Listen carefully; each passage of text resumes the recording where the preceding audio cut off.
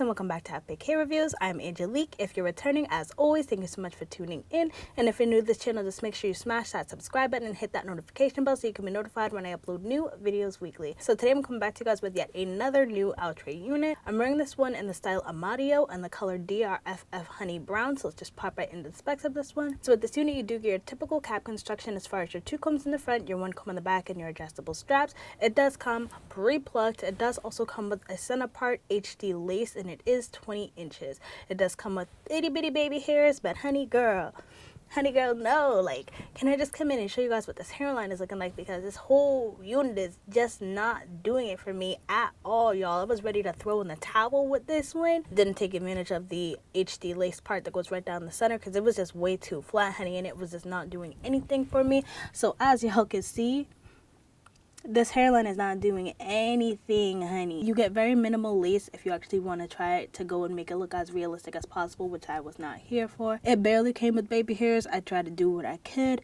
but like I said, just because there's not really much lace, there's minimal customization that you can actually do. So I just kind of try to make it, I try to fake it until I made it with this one, honey. Like, and I'm still not here for it. The texture on this one, I'm not the biggest fan of.